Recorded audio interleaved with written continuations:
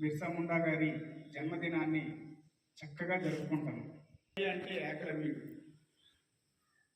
అట్లాంటి గురు శిష్యుల సంబంధాన్ని ఆధారంగా చేసుకునే ఒక ఆదివాసీ ప్రాంతానికి చెందిన జార్ఖండ్ రాష్ట్రానికి చెందినటువంటి ఈ బిర్సా ముండా గారు స్వాతంత్రం గురించి ఇండిపెండెంట్ బ్రిటిష్ వారితోనూ విదేశీయులతోనూ ఆ రోజుల్లో, ఈరోజు డెవలప్ అయ్యాం, సాంకేతిక పరంగా టెక్నాలజీ పరంగా అంతా డెవలప్ అయ్యాం.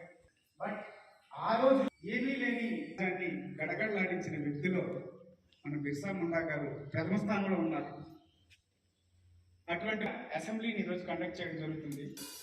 దీన్ని